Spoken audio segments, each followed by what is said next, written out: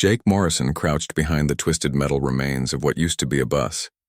The morning sky above him glowed orange from the fires that had been burning for 3 days straight. Ash fell like dirty snow on his shoulders as he watched the alien ships hover over downtown Chicago. The Zephyrians had arrived without warning. Their massive black ships appeared in Earth's skies like storm clouds blocking out the sun. Within hours, they had begun their attack. Jake had been leading a patrol of Marines when the first energy beam struck their base. Now most of his unit was dead. Captain Morrison, whispered Elena Foster from behind an overturned car 20 feet away. I count 6 of their scout ships heading this way. Jake nodded. Elena was a civilian engineer who had joined their group after her apartment building was destroyed. She was smart and tough, and Jake was glad to have her with them. The group of survivors had grown to 12 people over the past few days. They moved from building to building, searching for food and weapons while avoiding the alien patrols. Dr. Lisa Wade crawled up beside Jake. She had been studying alien technology since the invasion started. Her clothes were torn and dirty, but her eyes were still bright with curiosity. Jake, I need to tell you something important. The piece of alien tech I found yesterday, I figured out what it does. Can it help us fight them? Jake asked. Maybe. But there's something strange about these aliens. They're not trying to kill all of us. They're trying to capture our cities intact. Like they want to keep Earth in one piece, Jake frowned. What do you mean? Before Lisa could answer, the ground shook. A Zephyrian dropship was landing 2 blocks away. Jake could see the tall gray-skinned aliens climbing out. They wore dark armor that seemed to absorb light. Their weapons looked like they were made from black crystal. Everyone stay low, Jake whispered into his radio. Let them pass, but the aliens didn't pass. They stopped and began scanning the area with devices that glowed blue. One of them pointed directly at Jake's hiding spot. They found us, Elena said. What do we do? Jake checked his rifle. He only had half a magazine left. Most of their ammunition was running low. We run. Everyone fall back to the subway tunnel. The group began moving, but Commander Ryan Torres, a former Air Force officer, grabbed Jake's arm. Wait, look at that. Jake looked where Ryan was pointing. One of the alien ships was firing at something in the distance, but it wasn't shooting at humans. There were screams coming from that direction, but they didn't sound human. They sounded like animals, but wrong somehow. What the hell is that? Jake muttered. The Zephyrian patrol suddenly became agitated. They were speaking in their strange, clicking language and pointing their weapons toward the screams. One of them activated a communicator and spoke rapidly. They're scared, Lisa whispered. Look at their body language. They're afraid of something. The screaming grew louder. Then Jake saw it. Something was moving between the buildings in the distance. It was big, maybe 8 feet tall, and it moved in a way that made Jake's skin crawl. It looked partly like a person, but with extra arms and legs in places where they shouldn't be. Oh God, Elena breathed. What is that thing? The creature attacked the Zephyrian patrol. It moved faster than anything Jake had ever seen. The aliens fired their weapons, but their energy beams barely slowed the monster down. Within seconds, the creature had torn through their armor like it was made of paper. Jake watched in horror as the thing ripped apart the aliens. Blood splattered across the street, some of it red, some of it the strange blue color that came from the Zephyrians. When it was finished, the creature threw back its head and let out a roar that made every window in the area shatter. We need to move, Jake said. Now. The group ran toward the subway entrance. Behind them, they could hear more of those inhuman screams echoing through the city. The alien ships in the sky were changing direction, heading toward the sounds. In the tunnel, they stopped to catch their breath. Jake's radio crackled with static. Then a voice came through. This is General Patricia Hayes broadcasting on all military frequencies. If anyone can hear this, we are establishing a command post in the old subway system under downtown. Repeat, we are not alone down here. There are things in the city that are not human and not alien. All survivors should avoid the surface and make their way underground. Jake grabbed the radio. General Hayes, this is Captain Morrison. I have 12 survivors with me. What are those things up there? There was a long pause. Then the general's voice came back, but it sounded different. Tired, afraid. Captain Morrison, how much do you know about the war before the aliens came? What war? The last major conflict was 20 years ago. No, Captain. The war we don't talk about. The one that almost ended everything. The reason half our cities were already empty when the aliens arrived. Jake looked at his group. They were all staring at him, waiting for answers he didn't have. General, I don't understand. Those things you saw? They're called remnants. We made them, Captain. We made them to fight a war. And when that war was over, we had to lock them away because they wouldn't stop fighting. Elena stepped forward. My father worked for the government before he died. He used to have nightmares about something called Project Guardian. He never told me what it was. The radio crackled again. Captain Morrison, the alien invasion has damaged the containment systems. The remnants are waking up, and they don't care who they kill. Human or alien, we're all enemies to them. Lisa grabbed Jake's arm. That's why the aliens were scanning the city. They weren't just looking for us. They were trying to find whatever was making those signals I detected in their technology. Another roar echoed through the tunnel system, much closer this time. Jake could hear something large moving in the darkness beyond their flashlight beams. General Hayes, Jake whispered into the radio. We're not alone down here. I know, Captain. Welcome to the real war. The one we've been fighting long before the aliens came. And now we're fighting on two fronts. The sounds in the tunnel grew louder. Jake checked his weapon and looked at his people. They were scared, but they were ready to fight. They had to be, because somewhere in the darkness ahead of them, something that used to be human was hunting. And above them, aliens who had come to conquer Earth were learning that some worlds fight back in ways that no one could imagine. Jake Morrison led his group deeper into the subway tunnels. The sounds behind them had stopped, but that made him more nervous, not less. In his experience, when dangerous things went quiet, it usually meant they were planning something. Dr. Lisa Wade walked beside him, studying the alien device she had recovered. The blue glow from its screen provided some light in the dark tunnel. Jake, I've been thinking about what the general said. About us making those creatures. What about it? If we made them, there has to be a way to control them. Or at least understand them. Elena Foster was checking her tablet, which somehow still had power. I've been looking through my father's old files. I found something called the Guardian Protocol. It mentions facilities built under major cities. Commander Ryan Torres stopped walking. Wait, everyone be quiet. They all froze. In the distance, Jake could hear voices. Human voices. And they were screaming. The group moved carefully toward the sounds. Around a corner, they found a Zephyrian patrol fighting something in the shadows. The aliens' energy weapons lit up the tunnel with blue flashes. But whatever they were fighting, it wasn't staying down. Jake saw it step into the light and his blood went cold. The creature had been human once. He could tell by the basic shape. But now it had metal plates fused with its skin. Extra arms sprouted from its back. Its eyes glowed red in the darkness. The thing moved like liquid lightning. It grabbed one of the Zephyrians and threw him against the tunnel wall hard enough to crack the concrete. The alien's armor didn't help him at all. We should help them, Elena whispered. Help who? Jake asked. The aliens who invaded our planet or the monster that's trying to kill them? Before anyone could answer, the creature finished with the Zephyrians. It turned toward Jake's group and he could see intelligence in those red eyes. Not just animal hunger? It was thinking. The creature spoke. Its voice sounded like grinding metal, but the words were clear. Humans. Jake raised his rifle, but the creature held up one of its hands. The gesture was almost human. I was human once, it said slowly. Name was Kevin Clark. Dr. Kevin Clark. Lisa stepped forward, ignoring Jake's warning gesture. Dr. Clark? I've read your papers on genetic engineering. You disappeared 15 years ago. The creature's head tilted. Did not disappear, volunteered. Project Guardian needed test subjects. Jake kept his weapon ready but lowered it slightly. What is Project Guardian? Humans. Made a mistake. Created something. Worse than these aliens.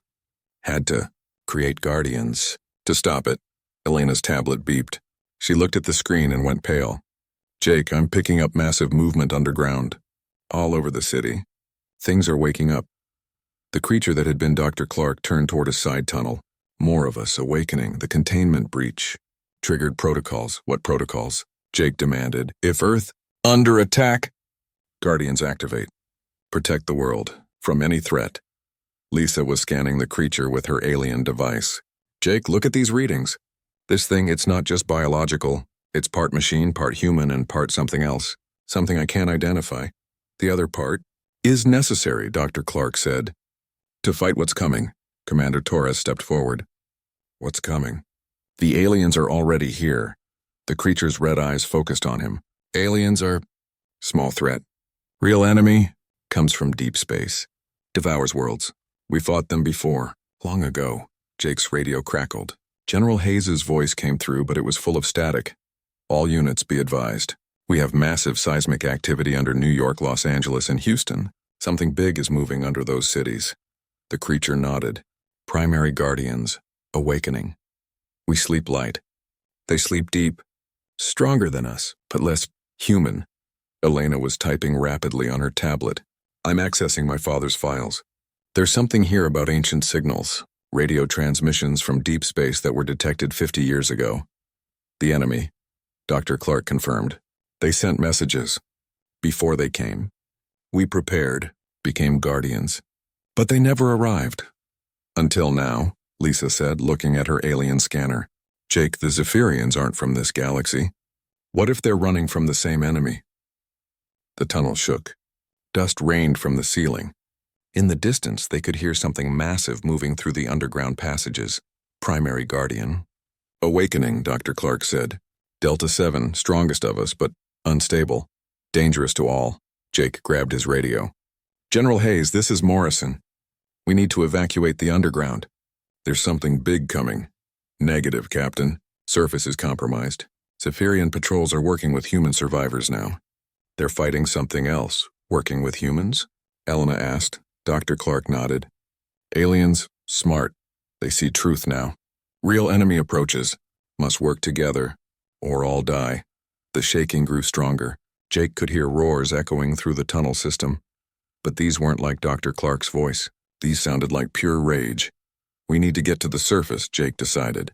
Whatever's happening up there, it's better than being trapped down here. Wait, Lisa said. She was studying her scanner readings. Dr. Clark, these signals I'm detecting, they're not just from the awakening guardians.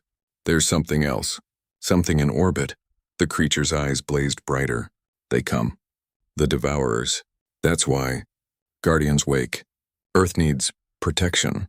Elena's tablet screen lit up with new data. Jake, I'm detecting ships entering the solar system, big ones. And they're not Zephyrian. Commander Torres checked his weapon. How long do we have? Unknown, Dr. Clark said. But primaries will not wait. They protect Earth from all threats, including you. The roar came again, much closer. Jake could see light in the tunnel ahead.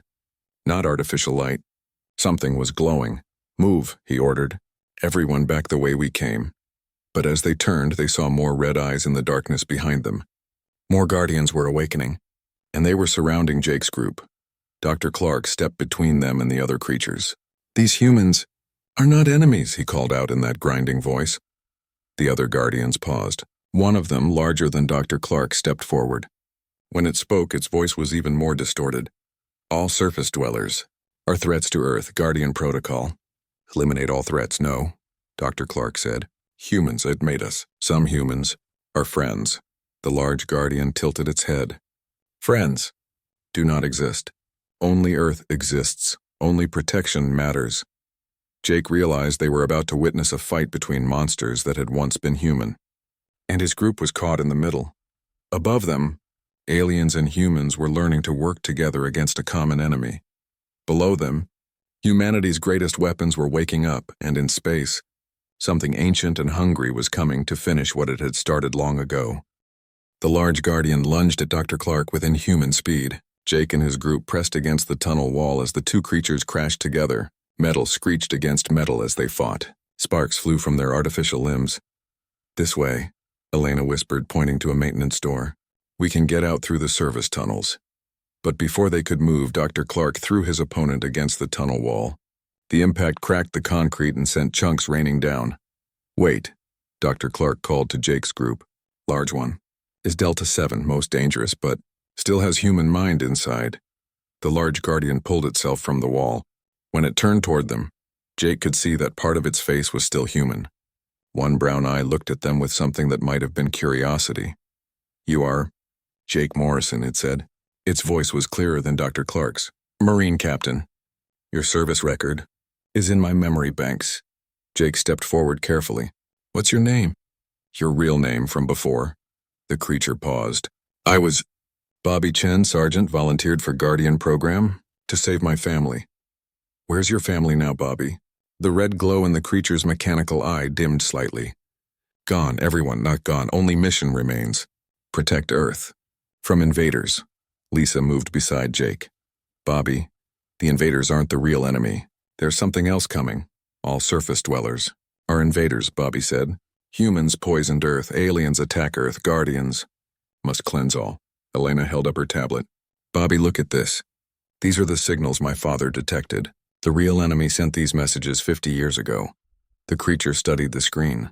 Its human eye widened. The Devourers, yes. I remember now. Original mission was to wait for them. They're coming now, Jake said. The Zephyrians detected them. That's why they invaded Earth. They were running from something worse. Dr. Clark nodded. Aliens. Need safe world. Devourers destroyed. Their home world. They came here, seeking refuge.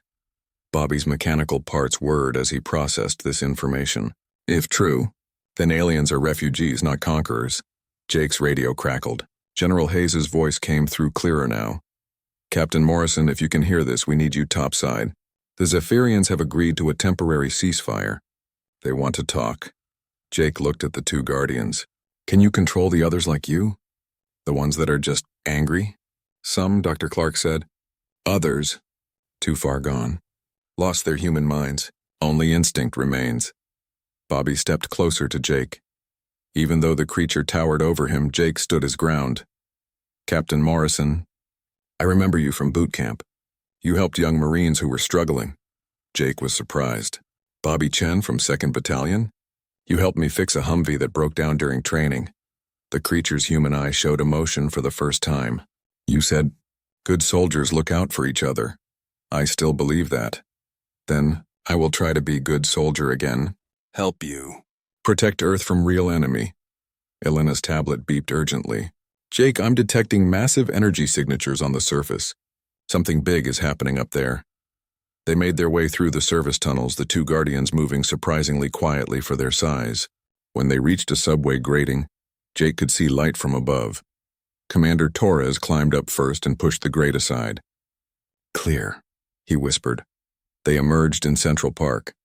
What Jake saw made him stop breathing for a moment. Zephyrian ships were landed throughout the park. But instead of attacking, alien soldiers were setting up defensive positions alongside human troops. Jake could see his own people working with the gray-skinned invaders. A Zephyrian officer approached them. Unlike the soldiers, this one had silver markings on its armor. When it spoke, its voice was translated by a device on its chest. I am Commander Zektar. You are Captain Morrison? Yes, we must speak. Our long-range sensors have detected the approach of the harvesters. What you call devourers. Lisa stepped forward. How long do we have? The alien commander looked at her scanner. Your technology is primitive, but it shows the same readings as ours. Approximately 72 of your hours. Bobby Chen emerged from the subway grating. The Zephyrian soldiers immediately raised their weapons, but Commander Zektar held up a hand. Wait, this creature, it is one of your guardian units? He was human once, Jake explained.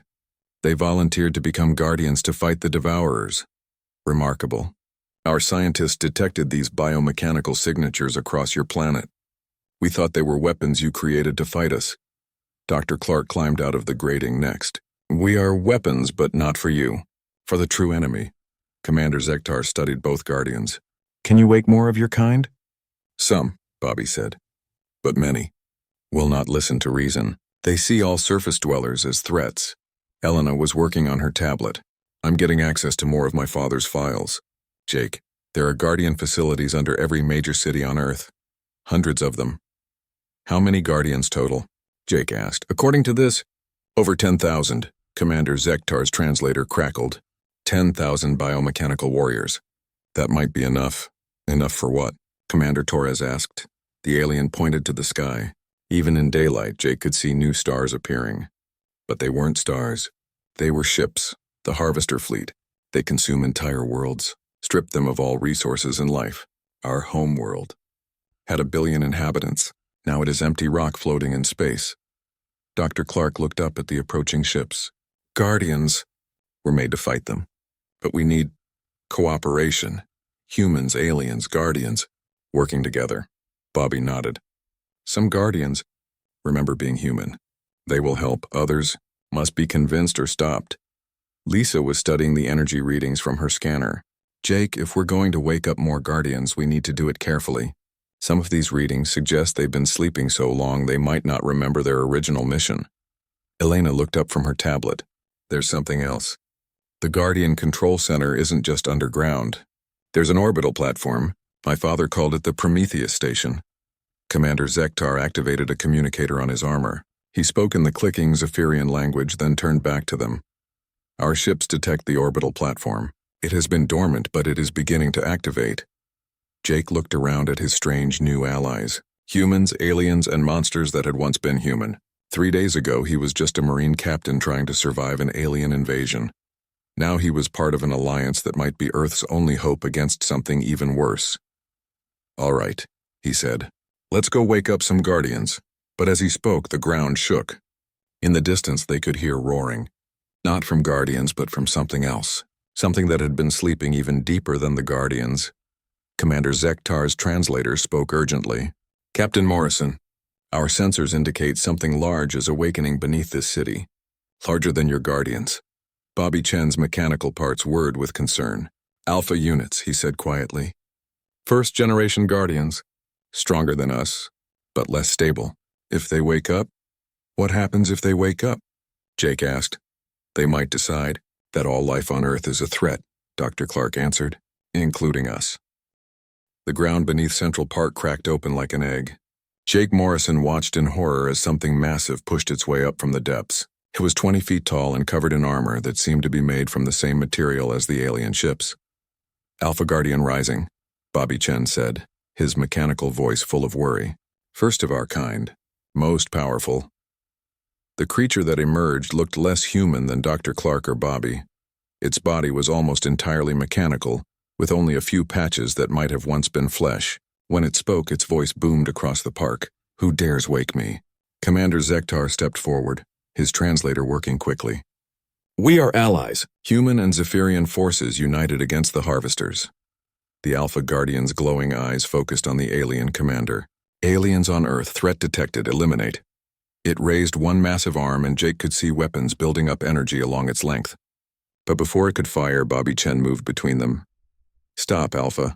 I am Delta 7, your subordinate. These aliens are refugees, not invaders. Delta 7? The Alpha Guardian paused. You have awakened early, why? The true enemy approaches. The Devourers return. We must unite all forces. Elena Foster was typing frantically on her tablet. Jake, I'm accessing the orbital platform. My father's codes still work. The Prometheus station is fully operational. Dr. Lisa Wade was studying her alien scanner. The readings were off the charts. Whatever that thing is, it's more powerful than anything we've encountered. But Jake, look at these biosignatures.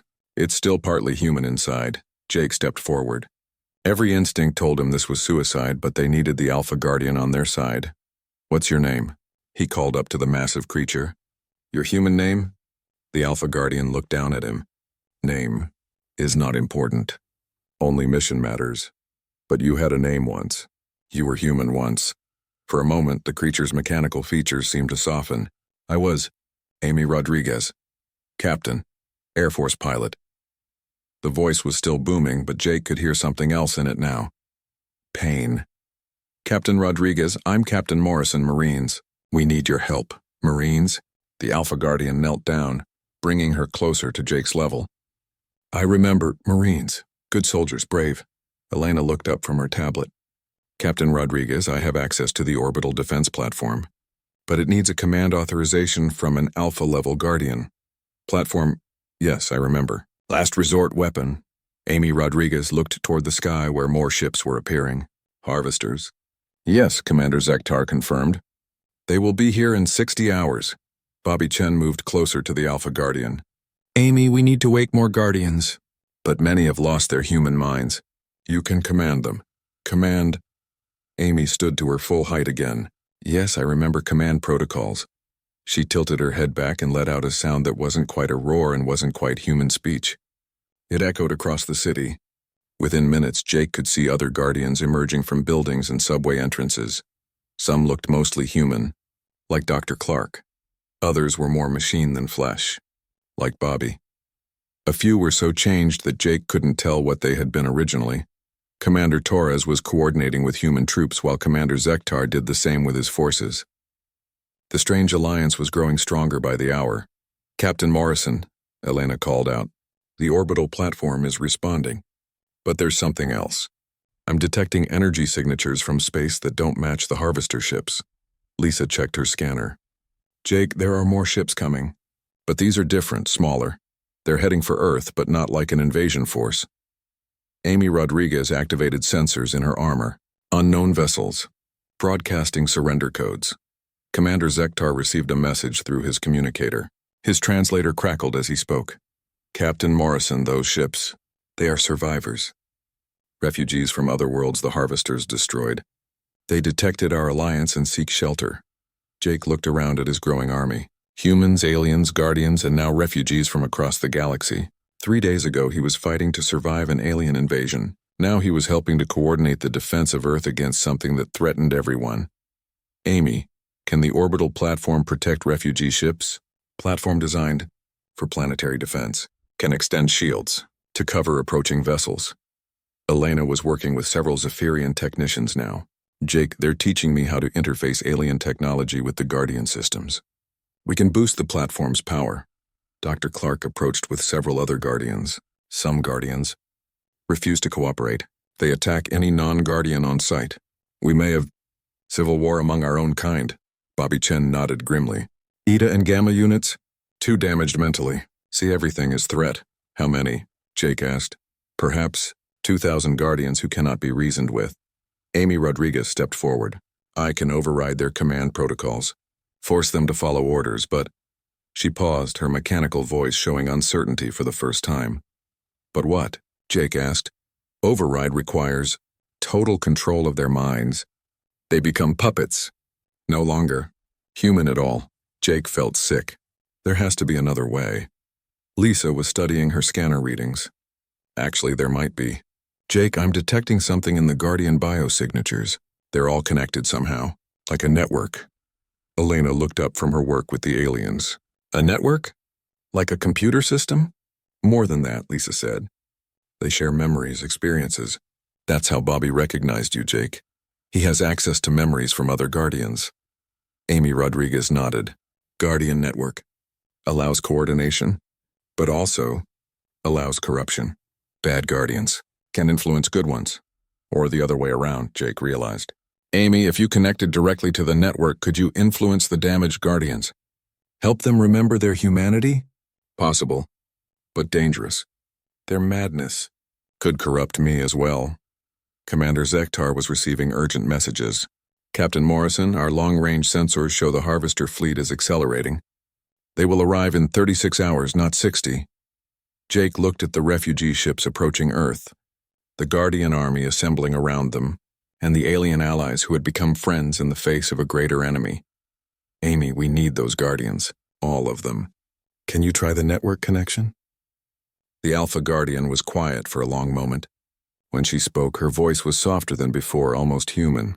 "I will try, Captain Morrison. If I fail, if I become corrupted, promise me you will do what is necessary." "What do you mean?" "Promise you will destroy me." Jake felt the weight of command settling on his shoulders again. He looked at Elena, Lisa, Commander Torres, Dr. Clark, Bobby, and Commander Zektar. They were all looking at him, waiting for his decision. "I promise, Amy, but you won't fail. Good soldiers look out for each other, remember?" Amy Rodriguez nodded. "Yes, good soldiers. Look out for each other." She placed her massive hands on her head and closed her glowing eyes.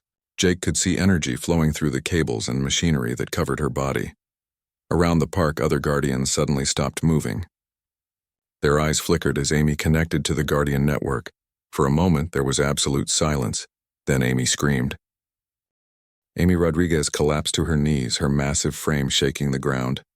Jake Morrison ran toward her, but Bobby Chen grabbed his arm. "Wait, Captain. Network connection is dangerous. She fights for control." Around Central Park, the other Guardians were writhing in apparent pain. Some were holding their heads, others had fallen completely. Jake could hear electronic screaming echoing from their mechanical parts. "Is she winning?" Elena Foster asked, clutching her tablet so hard her knuckles were white. Dr. Clark was monitoring the network connection through his own systems. Unknown. Corrupted Guardians. Fight back. Their madness is strong. Commander Zektar received an urgent message through his communicator. Captain Morrison, the Harvester fleet has changed course. They are not heading for Earth. What? Jake spun around. Where are they going? They are positioning themselves between Earth and the refugee ships. They intend to destroy the survivors first, then attack us. Lisa Wade was studying her scanner with growing alarm. Jake, I'm detecting massive energy buildup from the Harvester ships. Whatever weapons they're charging, they're big enough to destroy entire fleets. Elena was working frantically with her tablet and the alien technology the Zephyrians had provided. The orbital platform is online, but it needs Amy's authorization codes to fire. And they all looked at the Alpha Guardian. Amy was no longer screaming, but she hadn't moved in several minutes. Her glowing eyes were dim. Suddenly Bobby Chen straightened up. Network connection, stabilizing. Amy is winning. Dr. Clark nodded. Corrupted Guardians. Accepting new commands. Their humanity is returning. Amy Rodriguez slowly stood up. When she looked at Jake, her mechanical voice sounded different, clearer, more human. Network secured, Captain Morrison. All Guardians now under unified command. How many do we have? 8,412 operational units. Various levels of combat capability. Commander Torres was coordinating with human military units. Amy, can your Guardians work with our conventional forces? Yes, Guardians designed to support human military, not replace it. Elena held up her tablet. Amy, I need your authorization to activate the orbital weapons platform. The refugee ships won't survive another hour. Amy placed her massive hand on Elena's tablet. The screen flashed and new displays appeared showing the orbital platform coming online. Platform activated. But Captain Morrison, there is something you must know. Jake looked up at her. What? The Prometheus station. It is not just a weapons platform. It is a Guardian facility. There are Alpha-level Guardians in orbit sleeping until final activation. More like you? No, stronger, the original. The first human to volunteer for Guardian program. Lisa was studying new readings on her scanner. Jake, I'm detecting something massive powering up in orbit. It's bigger than anything we've seen. Commander Zektar's translator crackled urgently. Captain Morrison, our sensors show the orbital station transforming. It is becoming something else. They all looked up at the sky. High above Earth, a point of light was growing brighter. It was descending slowly, but Jake could tell it was enormous. The first Guardian awakens, Amy said quietly. Original volunteer. From the first war against the Harvesters 50 years ago. Wait, Elena said, looking at her father's files. 50 years ago? The Harvesters were here before? Yes, small advance fleet. Humans fought them and won, but victory required great sacrifice. Bobby Chen was accessing historical files through the Guardian network. First Guardian. Stopped Harvester advance fleet. But process changed him permanently. The light in the sky was close enough now that Jake could make out a shape. It looked like a space station, but it was moving with purpose. And it was heading directly for the Harvester fleet. Jake's radio crackled. General Hayes' voice came through. All units, this is command. We have contact with the orbital station. Call sign. Prometheus 1. A new voice came over the radio. It was deep, mechanical, but undeniably human. This is Prometheus 1. First Guardian Alex Turner reporting for duty. Jake stared up at the massive figure descending from orbit. Alex Turner. Elena, wasn't that your father's partner in the Guardian program? Elena was crying as she looked at her tablet screen. Yes, Alex Turner. He volunteered for the first conversion when the Harvesters sent their scouts 50 years ago. The massive orbital Guardian was now close enough that Jake could see it clearly. It was the size of a city block, covered in weapons and armor that seemed to be made from crystallized starlight. But in the center, Jake could still see something that had once been human. Alex Turner's voice boomed across the planet. All Guardian units assume defensive positions. Refugee vessels hold current course. I will clear a path. The orbital Guardian accelerated toward the Harvester fleet. Jake watched through Elena's tablet as Alex engaged the enemy ships. The battle was like watching gods fight among the stars. Energy beams that could crack planets fired back and forth. Harvester ships the size of moons tried to surround Alex, but he moved with impossible grace for something so massive. Commander Zektar was receiving constant updates from his fleet. The first Guardian is Magnificent. He is single-handedly holding off their entire advance fleet. But Lisa was studying her scanner with concern. Jake, Alex is taking massive damage. He's winning, but he won't survive much longer. Amy Rodriguez was accessing the Guardian network. Alex plans to sacrifice himself, use planetary defense grid, powered by all Guardian life forces, to destroy Harvester fleet. All Guardians? Jake asked. Including you? Including us, Bobby Chen confirmed. Our life energy will power weapon capable of destroying Harvester motherships. Elena was working desperately with her tablet. There has to be another way. My father's files mention alternative power sources. What kind of alternatives? Jake asked. Willing sacrifice from Alliance members. Humans, Zephyrians, anyone with strong enough life force. Commander Zektar stepped forward. My people will volunteer. We have already lost our homeworld to these creatures. Commander Torres nodded. Human forces volunteer as well. Amy looked down at Jake. Captain Morrison, decision is yours. Guardians can power weapon alone, but we will all die, or Alliance can share burden. Some from each group survive. Jake looked around at his strange family of allies. Humans who had learned to work with alien invaders. Aliens who had become refugees and then friends. Monsters who had once been human and were trying to be human again. Above them, Alex Turner was fighting a battle that would determine the fate of Earth and every refugee ship seeking sanctuary.